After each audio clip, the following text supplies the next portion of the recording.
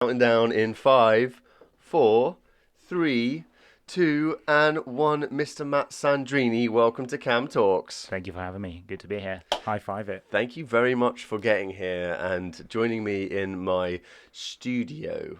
The dungeon. The dungeon. This Of is love. this is my warehouse at home. I do sleep in the same room as I record my podcast, but don't let On that the put you table, off. right? Yeah, on the table, on the floor, like depends on the night before, really. But no, thank you very much for joining us here today. And please just introduce yourself to the lovely people at home who have no idea who Matt Sandrini is. I mean, I have no idea what Matt Sandrini is. Maybe just sometimes I think I'm a bit of a crazy guy who experiments a lot on himself. Yeah, and then shares about it. Yeah. But yeah, I work with entrepreneurs, founders, and executives as their personal coach to like help them with their goals and habits. And then I just have a few. I have a blog online that I used to like drive people to Time my Zillionaire, courses. right? Yeah, Time Zillionaire. Yeah, Time Zillionaire. Explain to me about Time Zillionaire then. So you help CEOs, So execs, Time- people like myself who are less organized and less, I mean, not always the same, right? Because you've worked with me and you've helped me overcome adversity, and most of it for me has been in my head. Yeah. But I imagine you work with people who actually have real problems. Does that make sense? Maybe not. I mean, because I work with like entrepreneurs and executives, and like it really depends because at the moment they've all been at very different sizes that we're talking about, in different industries as well, like from food products to electric cars, to gaming apps, Wow. etc. Yeah, and some like really big. Can you and say? Are you allowed to say, or is this like no, is it no, NDA? I'd rather not. Yeah, Well, you can tell yeah. people that you coach me. Yeah, absolutely. Because Yeah, like, yeah, we're yeah, talking yeah. about it now. Yeah, And it's been I mean, good to how collaborate, how yeah. hard is it to take someone else's problems and make them your own? Do you make them your own? Because it sounds like you do. Like, when you give me the advice and you ask me very detailed questions, it's always very, the question that I get from you is the question I wish I asked myself, Yeah. all the time. So it's like you have to understand my problems before you can diagnose, That's a great point. a solution. And so, yeah, I mean, how can you possibly cope with everyone else's problems in your mind and your own? I mean, I think that like to me, I compartmentalize a lot. So when we talk, or you send me an email or someone else does, I go 100% on that, but then I'm off. So they don't come with me, right? I think I got good at that in my life in general. So if I think about a personal problem, I focus on it, but then I sleep at night. It doesn't matter how stressful that day is. It doesn't matter because it's not my thinking time. It's not my problem solving time. So I'm really good at I compartmentalize that. At the same time, I love questions because I learned that like if you can ask questions and go to first principle, so the core of the problem, right? You will very often get to a state where the answer or the solution is the same across many different things. I had a conversation with a friend of mine. I think it was yesterday actually, and I was saying like we were talking about a few of the things that I did this year, a few of my crazy experiments, right? And I told him like, if you ask me, how do you talk to 300 women in a year? How do you write a best-selling book? An Amazon best-selling book. You spoke to 300 women Yeah, in 2019. in a year. We're close to 300, but the year hasn't finished. Yeah. Wow, savage, So man. 300 women. How do you write an Amazon best-selling book, and how to run a marathon in a month, like with a month of training?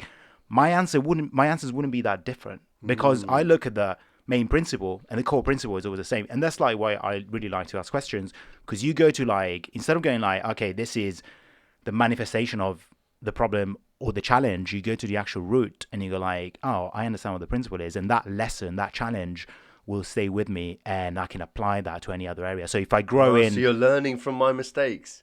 That's true. Yeah, that's true. Yeah. Well, I'm glad someone's getting. But also, some I'm benefit learning from from your successes, and at the same time, you are learning. Maybe not learning, but standing on my failures and other people, and other people's that are in my ecosystem on their other people's failures and successes, right? Because I collect them and then I can share them with you. Whether I went through them or someone else did. You could be a really good spy, Mr. Matt Sandrini. That's true. Like, I also have 2 passports. So where are you from originally? So Sandrini, from Italy. It's an Italian Italian, name, non yeah. parlo italiano, Yeah. sono inglese. Yeah. That's all I learned when I went to Italy. Is I don't know Italian, do speak English. I mean, but no, honestly, I've always thought, like, imagine being a spy back in the Second World War. You're working for governments. The person you'd least expect is the person that's helping you. The person that's helping you solve your problems is the person you least expect. Can I make a very gruesome comment? Yeah. I recently found out what we did in, like, I think the 16th century to traitors, like in So in when England. you say we, like British. In England, I mean, Oh, okay, yeah, go on. One of the worst things. So, if you were like a traitor, you get hung from your feet, so upside down. Just if you were a man. If you were a woman, you'd be burnt at the stake. So easy. Ooh. If you're a man, hung upside down, and then they cut your intestines out, burn them in front of you, and grill them in front of you, then put them back, and then you'd be quartered. So like each limb would be attached to a different animal, like a different horse going in a different direction, quartered, and then your bits would be Jesus Christ. be hung on London Bridge to show to everyone Well, they else. didn't show that bit So, in you know, Braveheart. I'm glad I'm a spy in 2019 and not in 1619. Absolutely, yeah. man. No, absolutely. That's really interesting because I'm not sure why we went there, but like, no, yeah. no, it's fine. It's fine. We got look, Spies, you know, personal coaching. It's all part of the same remit, right? Essentially, there's a really good book called "The Better Nature of Our Angels." I think it's the history of violence, right? It was recommended by Bill Gates and Mark Zuckerberg and all these like big entrepreneurs, and I read it.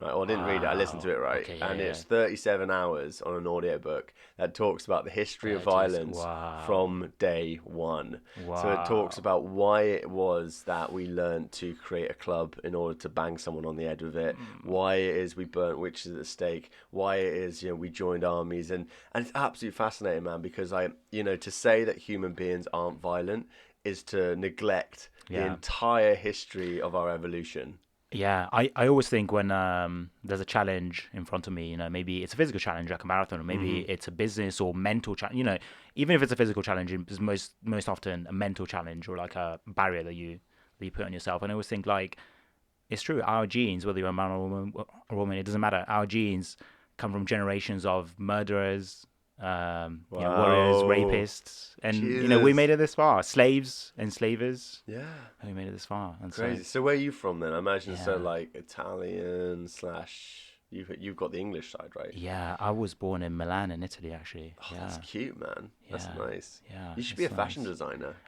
Maybe I should be. Yeah, maybe we should change your personal brand. That's true. Yeah. It could be a different name, maybe.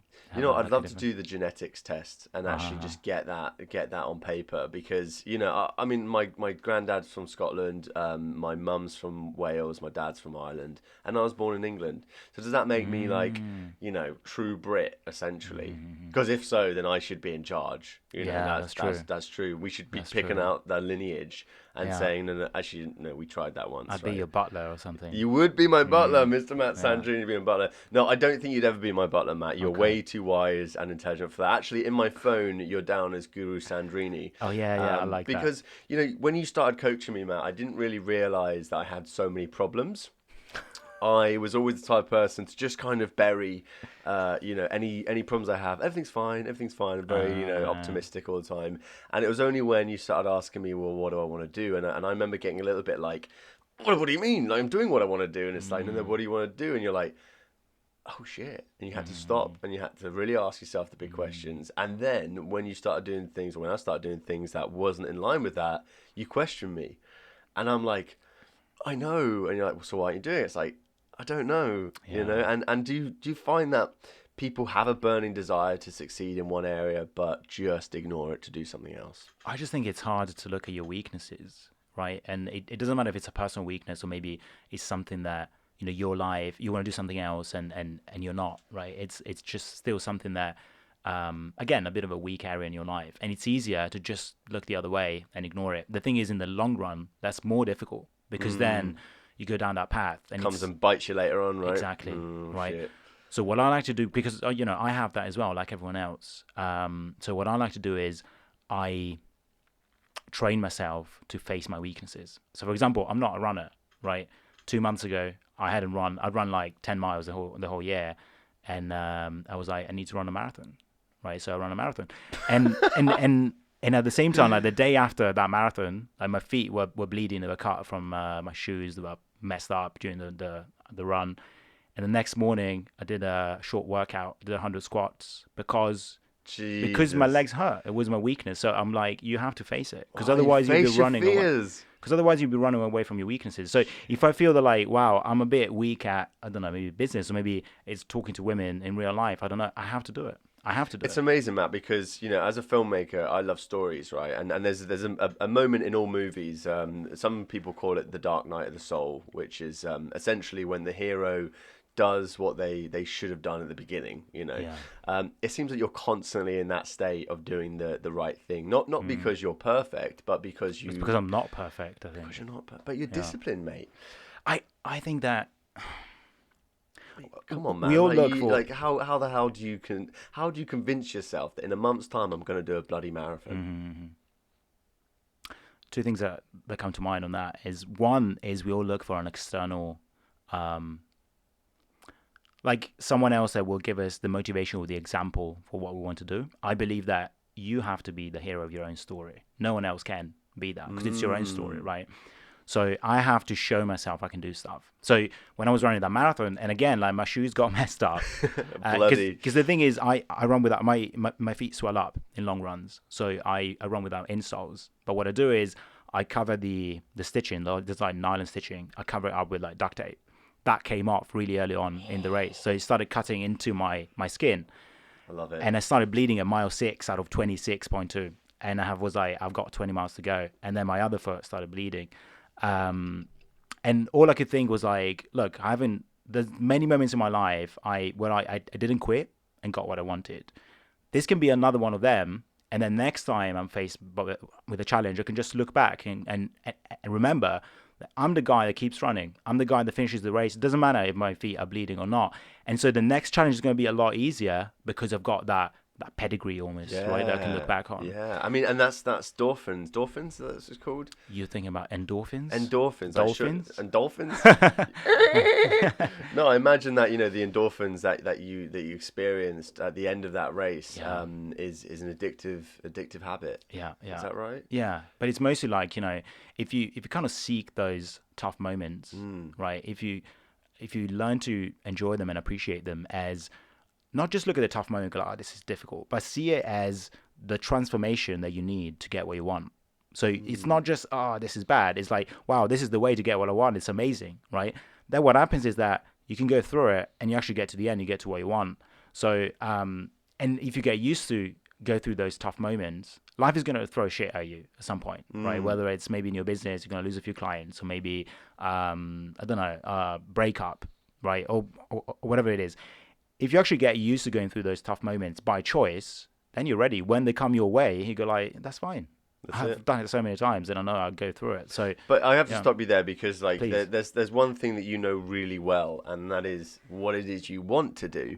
I think this is something that I've experienced. Is actually, it's almost like having too many opportunities in front of you and not knowing which one you're going to choose. Is there a formula? Is there like a steps you can take to work out what it is you want to do in life, or is this a little bit more nuanced? Or do you have to kind of look beyond your current wants and needs? Yeah, I mean, I think it's, in a way, it's challenging because what you know now, it's not what you will know 5 years from now. Just because 5 years from now you'll have known new people, be exposed to new ideas, read more books, so you'll have more opportunities almost 5 years from now. Maybe you'll know yourself better, have more skills, be able to do other things. So in a way, it's an act of trust. Right, but I think the secret is to kind of think longer term and go like, I'm doing this right now and I like it. Do I think I will like it 5 years from now? Yes, and if so, that's the right way. And then you can adjust on the way, right? But at least you know that that's something that you're not just doing it right now because you want some extra cash, and then you're gonna have a problem a year from now, right? No, you're gonna do it because that's what you want to do, and when you can align what you want to do then with what you actually do in your life, that's when not many people do that, and so you really stand out. People really appreciate that, and also you play within your strengths. Well, this is why they say you become the sum of the five people you hang around with, right? And so when you see people doing amazing things, you're like, why don't I just go and do that? But it reminds me of a time when I did decide what I wanted to do, right? Mm-hmm. And I actually I decided the army wasn't for me. I was like, you know what, like, because I grew up as a kid in the army cadets and went to university, did the officer training corps and everything, and then when I got a bit disillusioned by the military in general, I decided to become a filmmaker.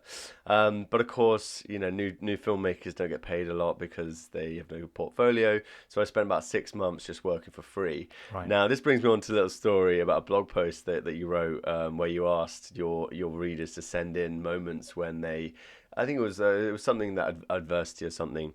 So for the first 6 months of me just working for free, my parents, and I love my parents to pieces, man, but they want to know that I'm earning money, that I'm in a safe, secure job. I had to lie to them. And I told them that, you know, I was in this catering job, which I went to the interview, right? I went there. I wasn't lying at that point, but I decided not to go down that road. Didn't want to go down the road of, you know, working a catering job that I knew wasn't making films. So I spent 6 months lying to my parents, and they only found out about that because of the blog post that you published, where in which you quoted me saying that I lied to my parents, blah blah blah. I love it. And I didn't even think about this. I was like, you know, I'll just share that on my Facebook. Like, no one ever looks right. My mum, my mum actually reads this blog post, and she's like, Cam, did you lie to us about that catering job? And I was like, yes, I did. You know, and then I got a phone call from my dad, who my dad never phones me ever, right? And he wanted to know, you know, did you lie to me? And I was like, shit, yeah, I did. Wow. But in the Really end, live. I think that was one of the things that made me realize that you can't lie. You know, lying is just stupid. You know, and you lie when you're scared, and true. you know, if you can be fearless, that's gonna help you in every situation, right? And sometimes, you know, like in that case, your parents want the best for you, but they might, Yeah, you they know, did. their map for life or their map for what's best for you might be different from yours. Yeah, Right? absolutely. So what you have to do is to lead and explain that to them and go like, look, I've got this and this is what I want. Well, the annoying thing is that my dad was a filmmaker. Right? So Wow, back in yeah. like the 80s, 90s in London, he was one of the only people with a video camera. Wow. So you're just like, you know, he was making lots of money in the early days because he was literally one of the only people. So, you know, when I started doing work for free, it was because I knew that I needed some sort of proof and evidence that I could do this kind of stuff. You know, it's different. It's a different ball game these days. I think he's very surprised by technology and how I'm not making, you know, 50 grand a job, 100 grand a job, as a one man band, as a videographer, because in his head he's like, well, look, you have a laptop, you have a drone, you have a camera, all fits in your backpack. You can go anywhere.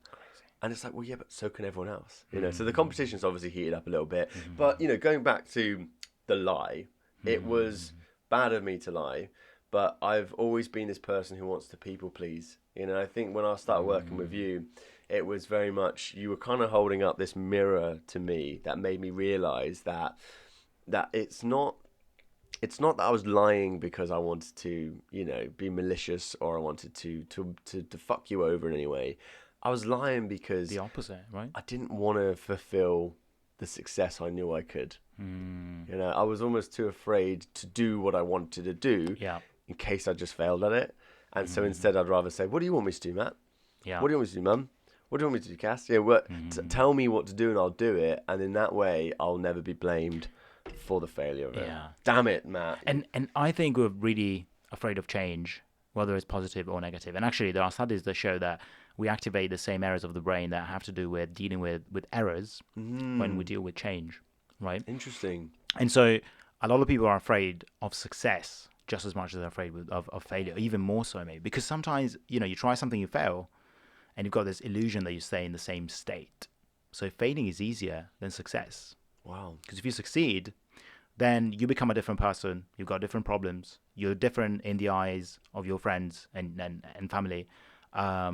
Again, new responsibilities. Maybe you've got employees or people around you more to lose. A different lifestyle. So much changes. When you fail, you've got the illusion that things are going to stay the same. So sometimes it's much easier to go like, you know what, I'll give it a go. Clean conscience, right? But I'm going to fail. You're not going to say that. But inside, you know what, I'm not going to give it 100%. I'm going to give it 20%. So that at least I've given it a go. I'm okay with myself, right? But it's not going to work out and I'm fine. I'm going to stay with the same problems. And then there may be really bad problems. You might not be able to get to the end of the month, or like not have great friends, or whatever it is, but you know them, you know how to cope with them, you're comfortable with them. And it's easier to stay in that situation that to change and go like, oh, now I'm in a situation where, I don't know, I had a conversation a month ago with someone who was like, oh, I need to find $4 million by tomorrow at 4 p.m. And I was like, that's a great problem to have. Yeah. Right? Did you find the $4 million? Yeah, of course I did. Yeah. What? Yeah, of course I did. Yeah. Matt, I need to find $4 million. Is it the positive reinforcement? Yeah. It's really interesting, that, actually. You know, so, yeah, people are afraid of success, probably more than they're afraid of failure. Yeah. Which is contradictory towards what people like to believe. You walk around That's a WeWork and you see positive people everywhere, you know, with bloody inspirational quotes coming out your ears. And yet, in the end, you think you're more comfortable with the failure than wanting to succeed. Yeah, because it's what you know. Jesus Christ, Matt. Yeah. Thank you for coming on the show, man, because pleasure. usually we just chat shit, but this is some serious knowledge bombs. So look, going back to the coaching that you do as a professional service, you know, and when you were working with me, you really helped me visualize my goals by drawing pictures. So after every call that we'd have, you would draw an image that represented what that call was about. And these images became a real strong point for me, because I'd just have them on my phone, and I'd wake up and I'd look at them and I would see my life. You know, how important is it to be able to visualize your life? Because before I started working with you, I'd never even had a Trello board or any way of organizing my time. I remember I had like a little diary thing, but that never got used, right? Because you know, you start it and you're like, this is really nice, and you're like, boring. Yeah. Why is visualization so important in this?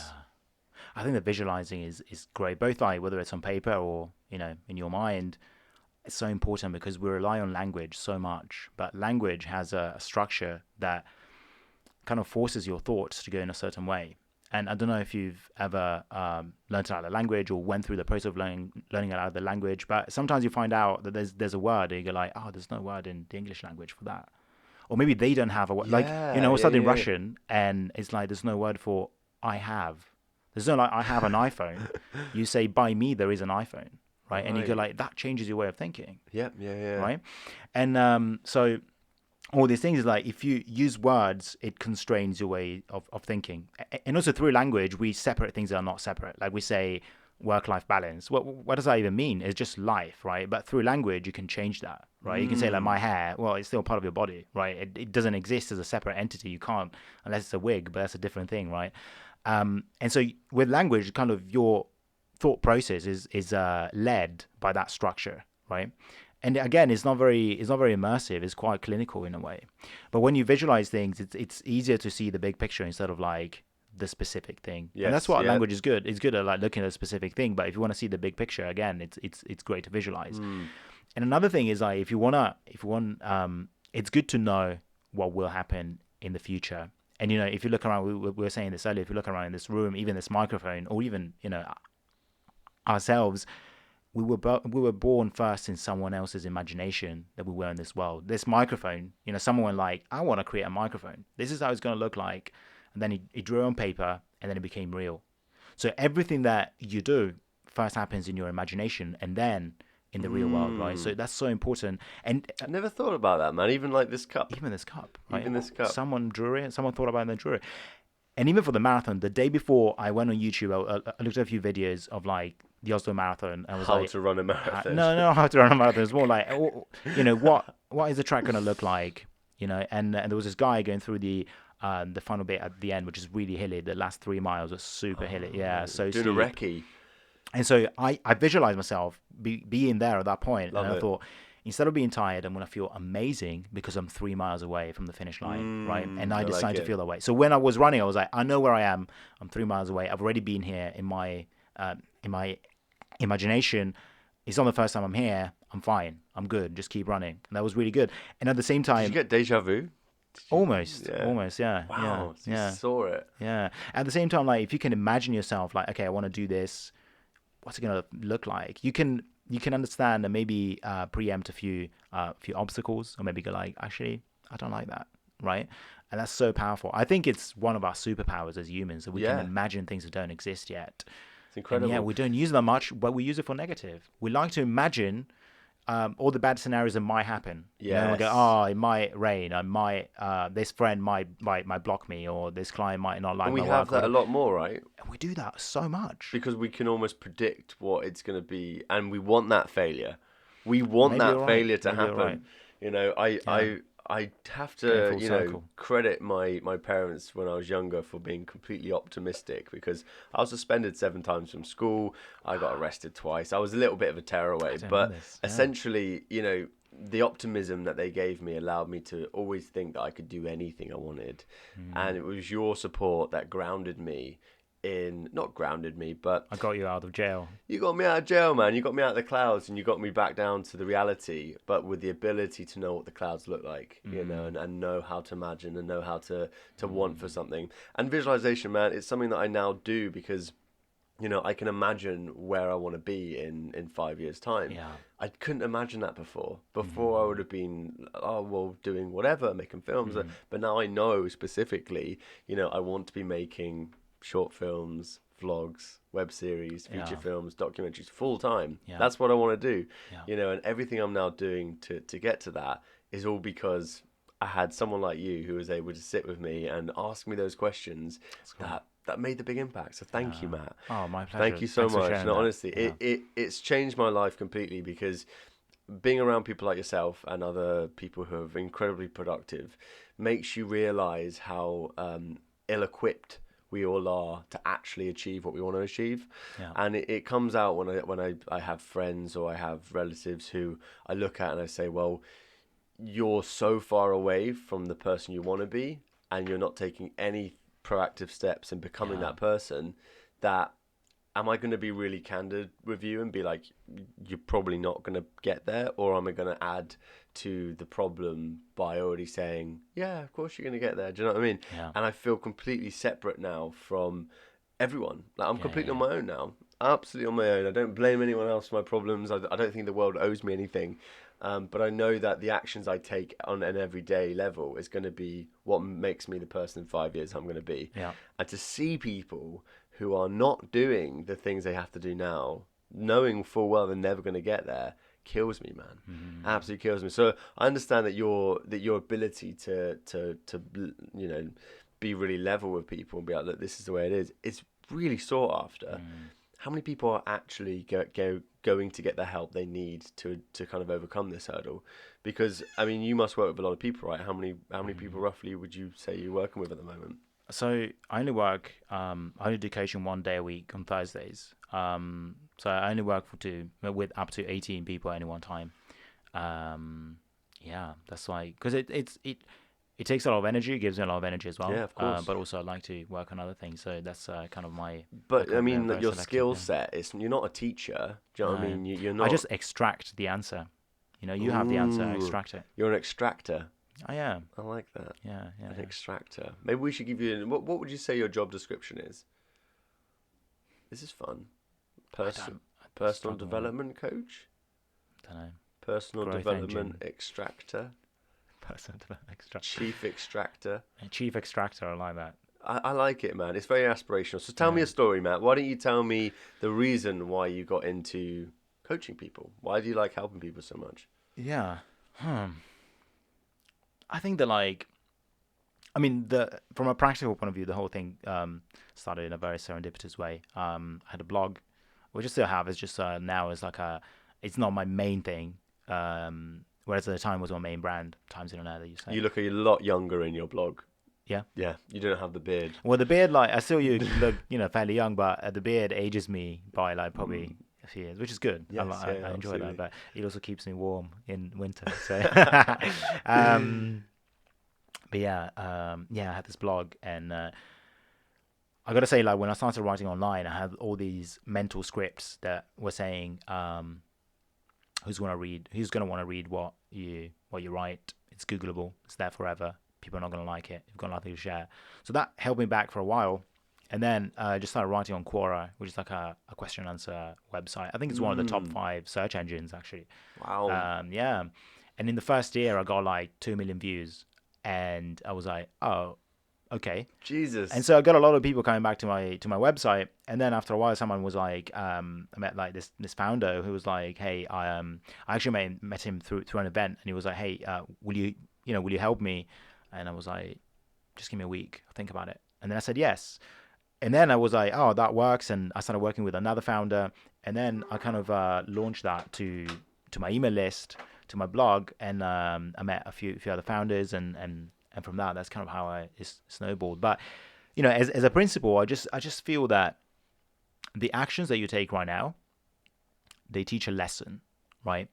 And not only they teach a lesson to anyone else, they teach a lesson to yourself. So, like I was saying earlier, you run a marathon, or you have to cold call a lot of people. Whatever you have to do there is uncomfortable. You want to talk to 300 women, or whatever you want. Dude, right? let's talk about that, We'll man. talk about that in a second. But the point is, you have a choice. You can bail out, right, or you can keep going. The problem is that if you bail out, you'll be a quitter. So next time you'll think back, and you will have taught yourself that you're a quitter. So the next challenge is going to be much, much tougher. Mm-hmm. And everyone else around you are going to go, oh yeah, Matt has given up, Cam has given up, so I've got permission to give up. Right. But if you don't, if you keep going, and if you explore yourself, if you go to like the core of what you want and really peel off the layers of the onion and get closer to what you want and closer to like your potential and your power, then you're teaching another lesson. And tomorrow you wake up and you're like, I'm the guy who showed up yesterday, so it's easier to show up now. And your friends are going to wake up and go like, do you know what? Cam showed up yesterday. There's no reason why I can't. And so if you look at it that way, it's so important to actually just do it, because the responsibility that you bear is quite big. It's huge, man. It's And huge, right? would you say that are all your friends and the people you hang around with, do they have a similar mindset to you? Yeah, I would say so, especially like my close circle. Yeah, I would say so. Yeah. And that helps, right? Because you can't be hanging around with people that you don't want to be like, right, or like aspire to in some way. But actually, I found that in business, it can be a little bit contradictory, right? Because traditionally in business and productivity in general, I think the technical know-how and the discipline to do the thing that makes the value. It's always been kind of similarly one-sided, right? And if you ever needed to work with a creative person who's like, not quite on your point, you'd kind of work with them, outsource a bit of work. But these days, technical and creative skills have become so overlapped that you begin to find that when you work in business, especially, that you kind of get more of the same kind of people. Filmmakers traditionally are broke, right? Because they love films so much. They love making films so much. Yeah. And yet in today's world, video is... They exactly, but this is the point, is that like entrepreneurs, people who value their time, tend to get a very different... I think they have a different friendship group. So for me, when I started being friends with yourself and people like yourself, I felt like an absolute anomaly. Anomaly? I felt different, because I do struggle with concentration. I do struggle with discipline. I do struggle with my focus. And that isn't the type of people I hang around with. But yet I can still add value to this group of people because they see something in me. Yeah. And I find that really interesting. We go back to an important point that we raised earlier, which is to embrace what makes you uncomfortable. Almost embrace your weakness. You went like, okay, these guys are making me feel a little bit uncomfortable. They're showing my weaknesses, and you chose to embrace that and keep hanging out with them, right? Yeah. Instead of going like, you know what, I'm going to go back to my old friends because that's comfortable. Mate, I mean, you talk true, man. But look, Matt, let's talk about your challenges, because you put yourself through some serious challenges, whether it's running a marathon, whether it's, I'm going to attempt to break the Guinness World Record for most knuckle push-ups in 1 minute in 2 weeks. Jesus, are you serious? Yeah. I know the Guinness World Record adjudicator if you needed a connect. Oh, wow, yeah, absolutely, man. But let's talk about your most recent achievement, not the bloody marathon. No one gives a crap that you run a marathon, Matt, all right? I could run a marathon tomorrow if I wanted to. It's all in the mind. Tell me about the 300 women in a year. Right, so do you want to know the backstory to that? Well, I guess there is a backstory to it. We should probably talk about that first. Yeah. So, I mean, I guess we go back to like, look at your weaknesses and whatever. I mean, if we go to the original thing, is like maybe 2.5 years ago or something like that. I went on I remember like I went out on a terrible date. It was like a Tinder date. Oh dear. The moment we met, we both knew it wasn't going to go anywhere, but we both wanted a date. Do you know what I mean? Like, just go out and, like, whatever. And we had, like, this really long chat in a cocktail bar, and it wasn't, like, that pleasant. But we just, I don't know, just wanted to go out on a date. And so then there was, like, no chemistry, no overlap, nothing, right? And then we left, and I was like, wow, I really wanted to write tomorrow morning. And now I'm a bit tipsy, so I'm going to have to wake up a little bit later. And, like, my day is ruined just because I went out and kind of, like, had a mediocre evening, right, with a bad match in a way. And so that day, I decided I wasn't going to drink. So I gave myself, like, a limit to, like, the drink, because I didn't want to drink as a default, essentially. So I then ended up not drinking for 16 months. But I deleted all my apps as well, my dating apps as well. So then I was like, now I need to, start using my, just talk to women in real life. And wow. So but that was a while ago, right? Where did the goal of 300 women in a year come from? Right. That wasn't a goal. So every year I write a contract with myself, right? And I've got 3 points. And the 3 points are meant to change the way I think and act in a radical way. I love it. Right. So last year, I can't remember all 3 of them, but so at the start of last year, I lived in Manchester for a very long time, and I felt a little bit like there's no room for growth for me here. It's incremental. I can't jump anywhere. So I'm in a good place, so I can't go anywhere else. So 2 of the points, I can't remember the third one, but one was like move to a new city, and one was like travel and work remote for at least a month. And I did. I worked and traveled remote for 7 months. I spent a month in a different city, and then I moved to London after that. Life-changing. It like changed the way I think. It changed the way I work in my business and I operate in my business. It was incredible. And this year, I just looked at, again, maybe a few of my weaknesses or the things I wanted to improve. And in my contract, I wrote like 3 things. And one was like have 8 collaborators in my business and personal brand. So whether that was like someone I create a product with, or maybe I have an editor that helps me with my videos. So do less myself and give more to others. That was one of the points. Then I had I can't remember the third one. To publish a minimum of 2 books, right? So in a single year. Yeah. So I published one, and I soon will publish the second one. And the third one was to go on 29 dates. Right, a minimum of 29 dates, yeah. So across the year, right? Yeah, okay. Yeah. By the end of the year, I'm on 32 at the moment. Wow, Jesus, Matt Sandrini, you're overkill right now, mate. Yeah, I know. So it's been a very life-changing year, but it's so I was thinking about it. I was like, okay, what can it be? Maybe it could be like talk to 100 women. That could have been a stretch goal, right? Well, that's one of the key results you need in order to but get then I thought, 29 days. Yeah, but then I thought that's not the actual result. That's like the how. Oh, okay, right? Yeah. But then I thought, maybe I need to go out with 30 women or 20 women or 15 women, whatever. Then I thought, yeah, but what if I like number 5 and I want to go out with her? Then, like, I win but lose, right? And that doesn't make sense. So I just said, okay, let's go on 29 dates. It doesn't matter. It don't need to be first dates, but 29 dates throughout the year. And it was really good. There was some repeats and some new ones and some. But how did you actually decide that you were going on the number 29? Well, no, I mean number 29. That's fair enough, man. Like you got to have one good one in there at least, right? That's like no, but I mean like actually. As a goal. Yeah, I mean, what's that about? So I just thought like there are 52 weeks in the year. 1 every 2 weeks is 26, and then I always like to do extra reps. So 29. That's good lad. Tell me, how did you meet these women then? So was it 300 dates or 300 women? No, 300 women I spoke to. So this could be like, in the streets, and then she walks away, right? Oh, wow. Or it could be like, we go out for like a month, but it doesn't matter. But on that spectrum, it could be from hey to whatever. So how many rejections did you get then? Oh, I mean, the whole game, especially if you're a man, the whole game is about rejection. Wow. It's very different. Like dating for men and women is very, very different. Yeah. Because like but you didn't want to go on the apps because the apps obviously dominate people's lives right now, and you had a bad experience with the apps. So you decided, there's a woman. She looks pretty.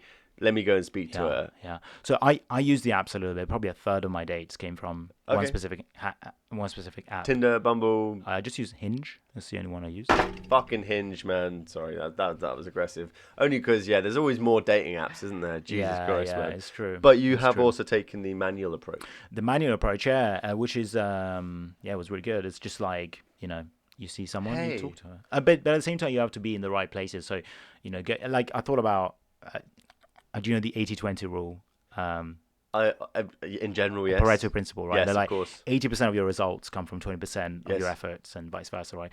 And so I thought, like in Manchester, 80% of the great dates I went out with, or like great women I met, were from Foundation Coffee, Okay, a coffee yeah, shop, right? yeah, So I was yeah. like, and I did the same thing in London. I was like, okay, most of the girls that I actually like and I like to go out with, come from this. It's like an event, a monthly event. So I was like, I need to find more of those.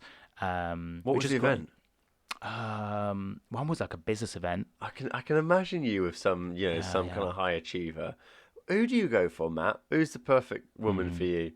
You know, because I'm not gonna lie, Wow, mate, that's a you'd be great hard to question. date. Why? Why do you think that? Why? Because I'm just like, because if I was your boyfriend, which I'm not, I would feel like, oh God, he's so fucking perfect all the time. And so are you looking for someone equally as challenging? Because I watched a documentary recently about Bill and Melinda Gates, and she is like just as like on it as Bill is. So are you looking for someone who can keep up to do a marathon, to do these random No, goals? no. I, I mean, in general, it doesn't just apply to women, but I like people that face their challenges. It doesn't matter what they are. They don't have to like climb a mountain. Amazing, yeah, Like yeah. that challenge could be like, So there's hope out there, women. There is hope oh, that absolutely. So their challenge could be like, I don't know. I moved to a new place in life, and like I just faced a new challenge, and that's fine. It doesn't need to be big. It needs to be big for you, and you face it and you grow, and that's fine. That's I like it, man. that's But great. I really I respect think that. men and women have a very different situations. So, my girlfriend Yeah, and I, we are very similar. I mean, right. people literally say we look the same. I'm just like, I don't think that's true.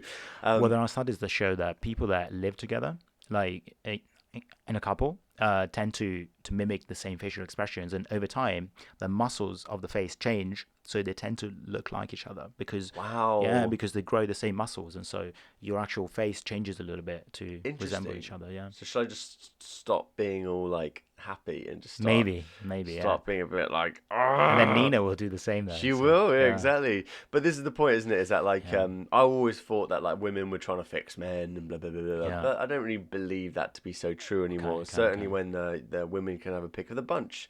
They're not like they don't have to be with one guy. They could go and pick anyone. So I think it's a bit difficult now, actually. yeah, You I know. mean, look, like beyond the bio where it says what you do. Like everyone says, oh, you always lie in these things. I'm like, do you always lie in these things? Like, I mean, on the bio, it's supposed to be like who you are and everything. That's how they're going to make a decision on you. But I mean, I've been on a few weird dates from Tinder. Got catfished. Yeah, Wow. yeah. And for those that don't That know, doesn't happen if you talk to women in real life. well, this is the thing, yeah. So this is why your challenge of 29 dates in a year Uh, is fascinating to me because the extra effort for me to have gone and spoke to a woman at a train station or in an office or something would have made sure 100% that I didn't turn up to this date and then be completely just like, what? Who is this? Because catfish only happens when there's a mobile phone in the way yeah. and there's this like other identity that you think you're meeting and then you don't meet that person.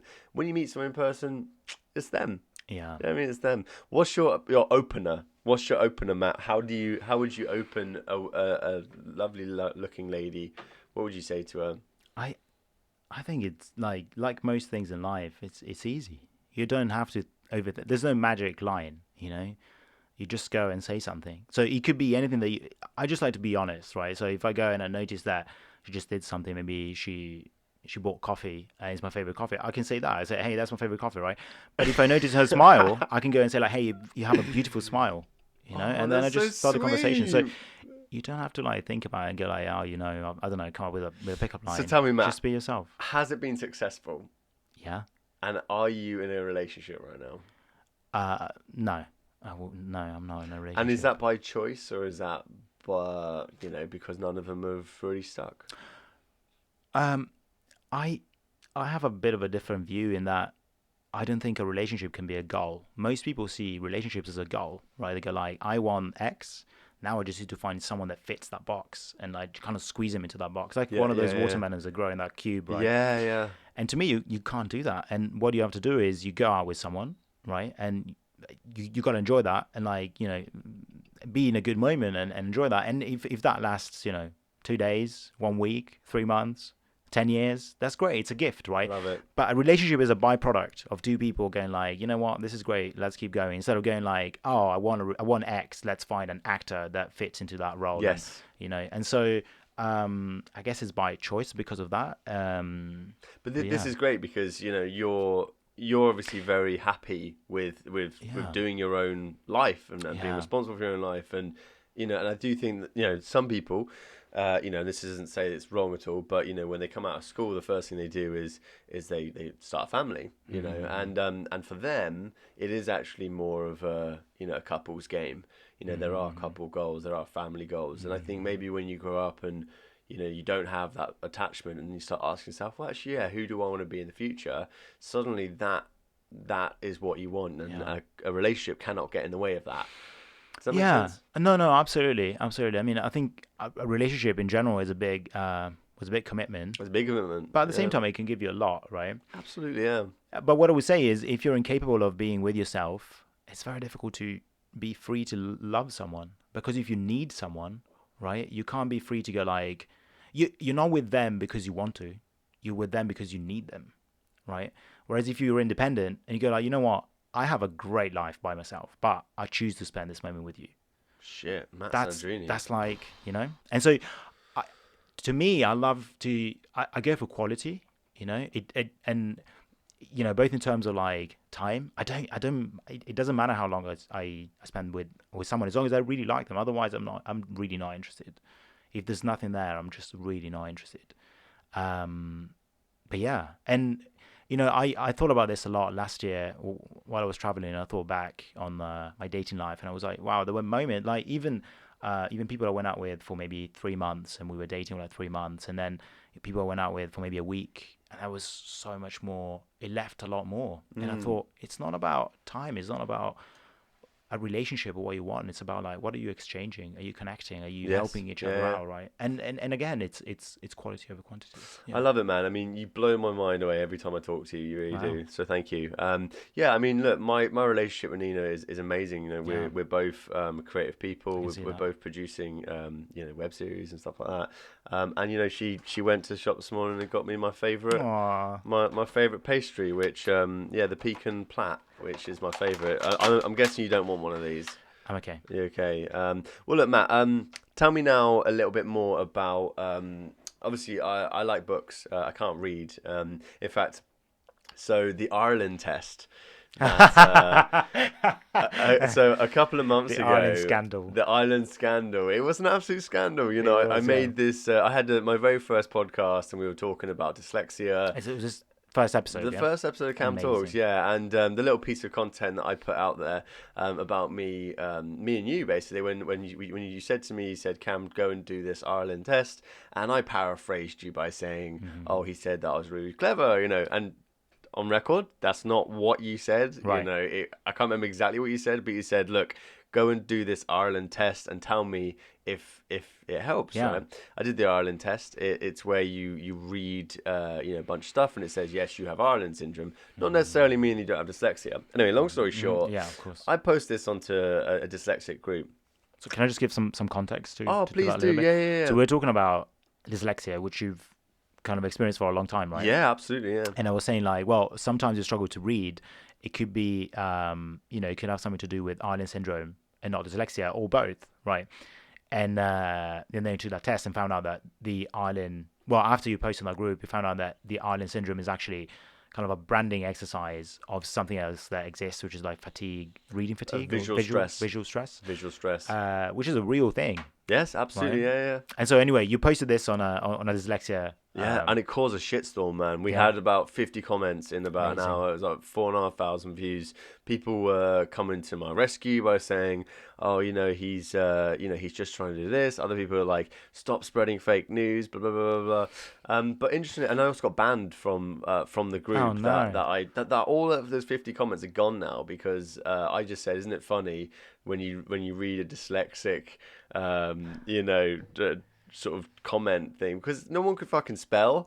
Everyone everyone was tearing into each other, and like it was a bunch of dyslexics arguing about dyslexia, and you're just like, this is absolutely hilarious. And I wrote something about like how funny is it, like when you look back at this chat, just how funny this conversation's gone. But they deleted it and they banned me from the group, which is, crazy.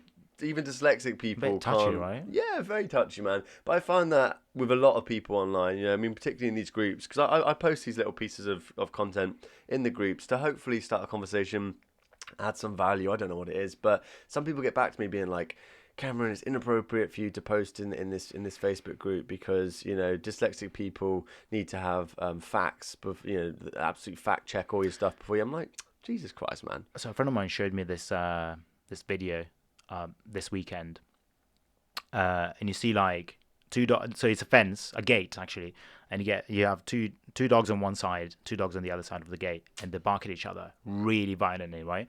And then the gate slowly opens, and the dogs they just shut up and run away, and that's social media. Bad, as long as you have that barrier, which is your smartphones and the internet, everyone's got an opinion. Yeah. Everyone's like a tough guy, right? The moment you go like, hey, let's jump on a call, or hey, let's have this conversation face to face, no one will say anything. No one will say anything. I love that though, because that shows that we have this inner beast that wants to get out always, and some people would say that in real life. If you are really strong, you don't have to demonstrate that to anyone. No, but put it this way, like the people that commented against me saying that you shouldn't be spreading this fake news and stuff, like I can guarantee there's probably at least one of those people who would be that straight up in real life, because and I'm at a stage now, and these comments, by the way, some of them were like clearly out to get me, malicious, and others were just like constructive feedback. And then you look at the constructive feedback ones, you're like, you know what, you sound smart. You sound in touch with your emotions and yourself, and you'd probably give me a good old conversation about this. 98% of them were all like, and this was just why it was funny, right? And you're absolutely right. There is this shield that you put up, when you're online and you comment on people's shit, and you're just not honest. It's like, where's the honesty gone? Yeah. Or was it even there? Was it ever there? What's funny is that most people, they can send like a bad comment or feedback or an insult or whatever, and very often when they do that, they describe themselves. Ooh. I find that very interesting. Wow. Okay. Yeah. So you must really enjoy sort of human behavior, like psychology and stuff like that. What's the best material that you've read that can help people kind of be more aware of? The first thing that comes to mind is Robert Cialdini's Influence. I've got it. I've not read that yet. It's a great book. I mean, it made me chuckle so many times because it shows you human behavior, like how irrational we really are. I mean, it's focused on marketing, sales, and commerce, right? But it doesn't matter. You can apply it to anything in life. One thing that comes to mind with people like, it's like there was a queue for a printer or something like that, right? And if you skip the queue, people would get mad. But if you skip the queue and said, I have to print, people would be fine. But obviously, everyone had to print something because they were in a queue for the printer. But just by saying, "Oh, I'm skipping the queue because I have to print," then everyone will be fine. Wow! So just giving a justification or a reason why. Do you know what? I like that, man, because yesterday where was I? I was in a shop and someone just came and stood in front of me, just like that, and I kept thinking like what? And I was so annoyed that they just kind of just skipped the queue. Yeah. That made me more and more and more annoyed. Now, if they said, "Oh, sorry, can I just do that?" That'd be fine. I wouldn't be thinking about it for the next hour. Do you know what I mean? But some people are just blatantly. But look, now that we both live in London, because we met in Manchester. Correct. Manchester is so much more friendly. Shout out to Manchester. Shut up. Yeah, it's a lot less stabby in Manchester, and certainly around here, it can get a little bit top boy, but Manchester's like comfortable, right? It's got a different air about it. People are friendly. People say hello to each other. What is it about big cities that make people just attack? Or not attack? It's like defensive, isn't it? It's like. I mean, I think the people in London are a little bit. They're not as polite as it would be in other parts of the country, right? Would you agree? Oh, absolutely, man. I saw Cassius the other day slam his hand on someone's car because they nearly ran him over. Right. Yeah, It's it's like crazy. in Right? Manchester, you might have just like got out of the way. But in a way, yeah. But in a way, I just feel that because there are so many people in London crammed into a tiny space like the Tube, that it's not scalable. Like we can't cope with that.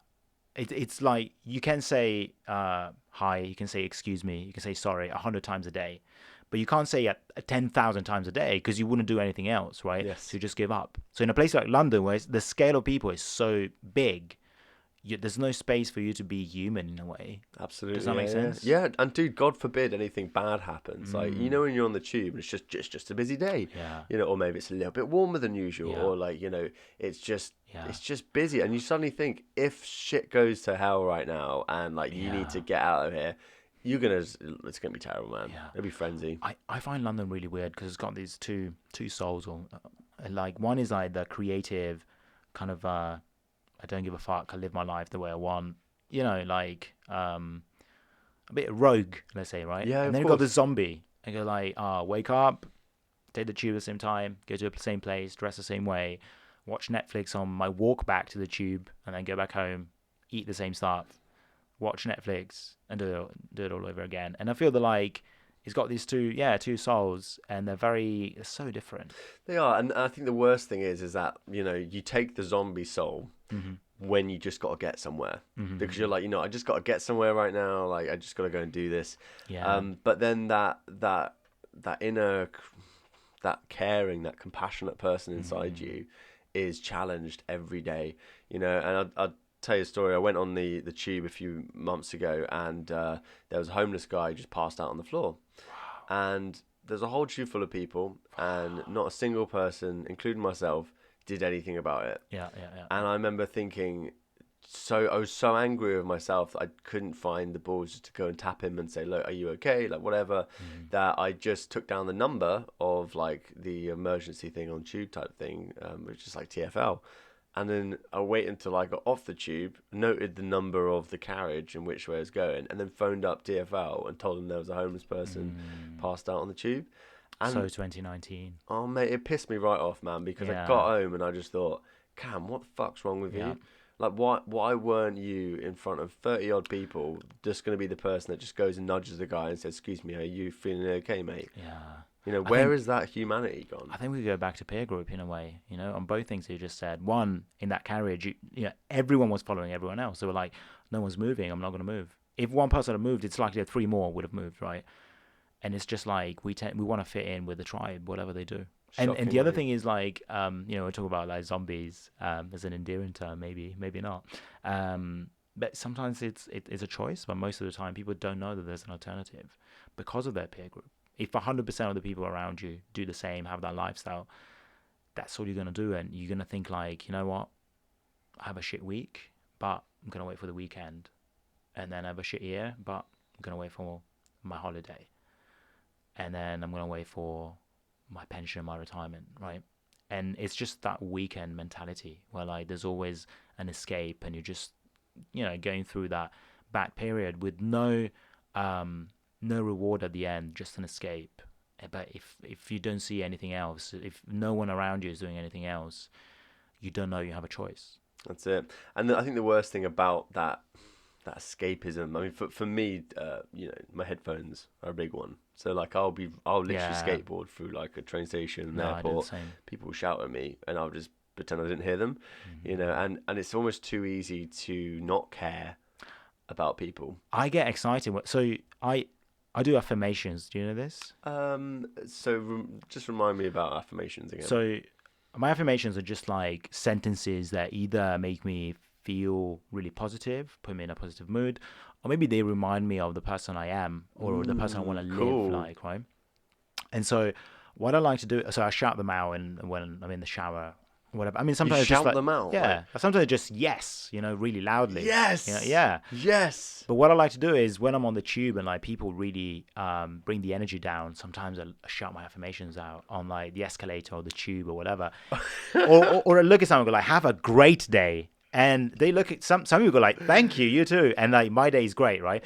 And some people go like, what's happening here? Yeah, crazy, right? Man. But I kind of switch it around, and instead of going like, oh, these, like you in the airport going like, oh, these people don't like me and I want to shut them out, I think like I don't want to be like them, so I want them to not like me. So if I shout out my affirmations and they look at me like, this guy's a weirdo, I'm like, yes, please, because that's what I want from them. I don't want any You don't validation. want to be like them. Yeah. Wow, I like that. So I kind of reverse that a bit. So what kind of? I mean, I'll try that next time I'm on the tube. What? Yeah. I mean, you can't say bomb on the tube, can you?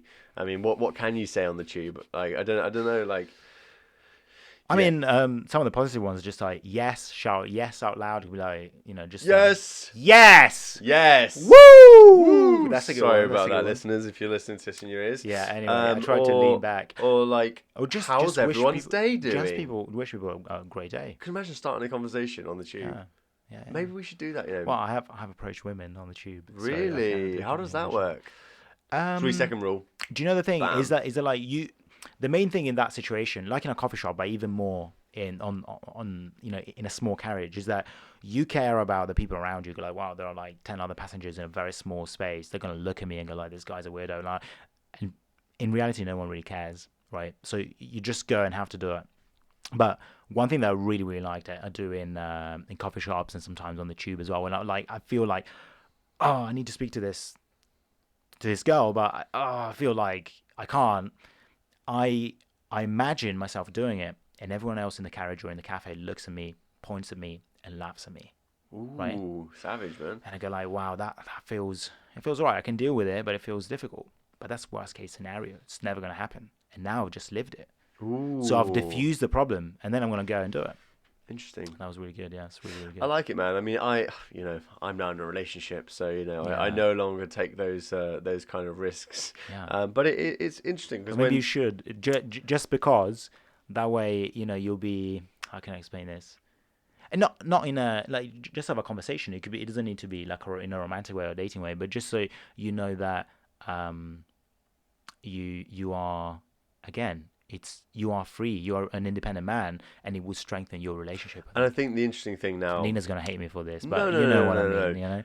She's a woman with options, so she wants a man with options. I've not done this in a while, Uh-huh. and as I told you about the story in the tube, I find myself not doing it now by default instead of doing it.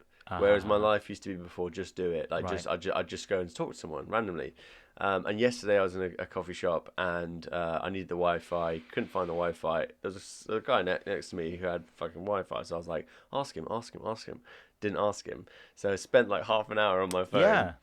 And he's just like, why? Like, why? And it's because of the last 5 times that I haven't done what I knew I needed to do that I've now just decided it's fine. Yeah. So that's maybe one of the things I'm going to change. Well, look, Matt, we're kind of coming to the end of the show now. Cool. I would usually give you a present. Oh, wow. I say usually. I don't have anything that you're going to want. It's okay. Give me a hug. I'll give you a nice big hug, Yeah. Mr. Matt Sandrini. So this is now approaching the end of the show. So we're going to just whisper a little bit because I feel like it's very important that we take it slow. Very often we get bogged down with shouting life. So Matt, give me some positive thoughts that I can go away with today. And whisper them, please. Whisper them. Just think about the next step. That's what I would say. Yeah. The next step. Sometimes we're looking like a big challenge or a big objective. That's not a whisper, man. And we think like, wow, it's big. I can't do it. It's too big. Where do I start from, right? I believe in you, man. So break it down and just focus on the next step. I love it. Thank you very much, Matt Sandrini. Thanks for coming in. My pleasure. Matt, is there anything else you want to get off your chest today? Anything you're feeling right now? I'd love for people to send me what their main takeaway was. Let me know. You can find me on Instagram at Matt Sandrini. Mr. Matt Sandrini. Yeah, what time's in there? Yeah, you can find what I'm working on. I update my projects and focus every quarter on mattsandrini.com. So find me there. I love it. Guys, go and listen to Matt's amazing advice in your book, Invest Your Time. Invest on Your Amazon Time. and Audible. It's an amazing book, man. It cuts straight to the chase. Really was a pleasure reading it and, hearing you in my head, which I like to think you're always in my head now. Yeah. I always think like, what would Matt do? Which is like a ghost. Like a ghost. Yeah. You leave a big impression. Can I add one thing about the book? Please do, yeah. Plug away. One great thing about the book, again, that was my first book, right? Out of the contract that we talk about, and there's this quote I love by Austin Kleon, and he says, "I write the books I need to read." Interesting. And that is so true. So you wrote this book because you needed to read it? I wrote it applying the things I shared in the book. That's how, I wrote it in 18 weeks from idea to launch. It hit best-selling #1 on Amazon in 8 categories on launch week. Wow. And I mean, I kind of engineered all that to happen, but it's in 18 weeks, and I did it by applying all these things, and it was just a reminder. Sometimes we have the answers, we know how to talk to women, we know how to start a business, we know how to run a marathon, just start and don't stop. But we kind of overcomplicate things or look for. So we hold all this knowledge inside, and sometimes whether it's writing a book or just journaling, it's just a great way to create your own recipe, I think. I can imagine. So how would you summarize the book that you've written, Invest Your Time? What would you say it's about?